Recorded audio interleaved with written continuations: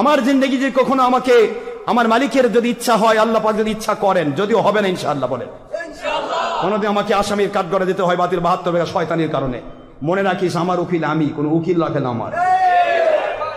খালি তোদের উকিল বা তোরা আসে আমার সাথে উত্তর দিবি, ওখানেই ফয়সালা হয়ে যাবে ইনশাআল্লাহ, বলেন না জোরে।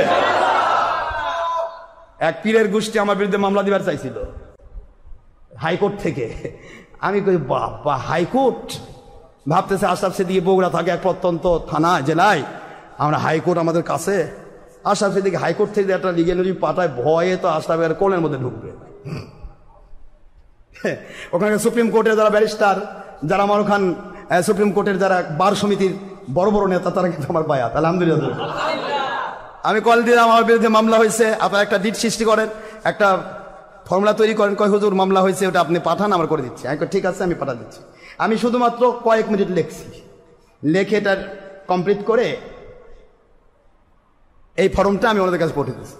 ব্যারিস্টার করছে হুজুর জীবনী এরকম লেখাও তো কোনোদিন লিখিনি, আপনি কেমন লেখেন এটা? এটা তো ব্যারিস্টারের লেখা, ব্যারিস্টার ফার্স্ট ক্লাস ব্যারিস্টার যারা, তারা তো এত কলা কৌশল করে লেখা পড়ে না।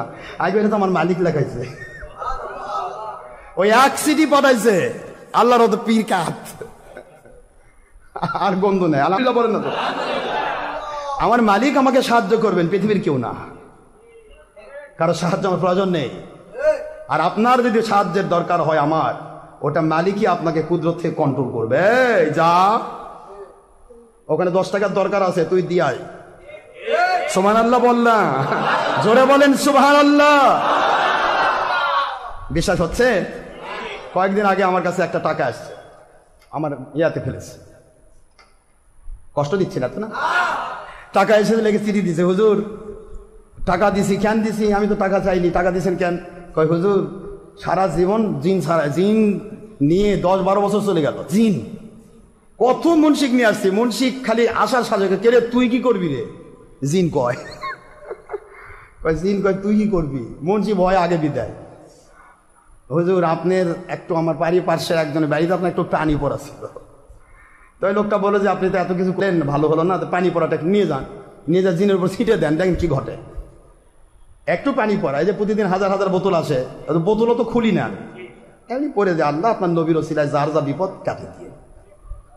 আমার দোয়া এটা, নবীজির ওসিলায় যার যা বিপদ, যে যা নিয়তে এসেছে, আল্লাহ দয়া করে কবুল করুন, এইটা আমার দোয়া।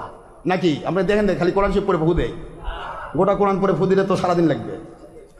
তো তারপরে বলতে লিখছে, আমার চিঠি আছে আমার কাছে, কয় হুজুর কি যে করলেন, আমি তো জানি না এটা কতদিন কে পানি পয়নে এসে রাখছে, ওই পানি নিয়ে যে রুগীর উপর কেমন ছিটে দিছে। কই কে পানি দিল, কে পানি দিল? মানে পাগল হয়ে গেছে। কি হয়েছে? এই পানির মধ্যে আমি আশরাফ সিদ্দিকীর গন্ধ পাচ্ছি। বাপরে, পানির মধ্যে আশরাফ সিদ্দিকীর গন্ধ পাচ্ছে।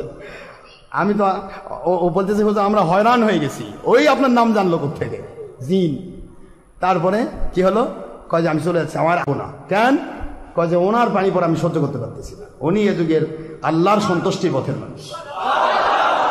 বলতেছে হুজুর আমি বাতিল পথে ছিলাম সারা জীবন, আমি একটা জিনিস আমি প্রমাণ করেছি, যে জিনের সাথে আপনার সম্পর্ক নাই, যে বাড়ি এটা হচ্ছে কোনোদিন আপনার সাথে কানেকশন নাই, সেই বাড়িতে একটা পানি পড়া দিয়ে জিন পালালো, সমস্ত মন সাজে দৌড়তে পালে গেল। আমি কল্পনা করতে পারিনি যে আসলে আপনার পানির ভিতর কি আছে। আমার পানির মধ্যে কিচ্ছু নাই, আমার পানির মধ্যে আমার আল্লাহর দয়া আছে, আমার মালিকের দয়া, আমার নয়, আমার মালিকের দয়া রয়েছে।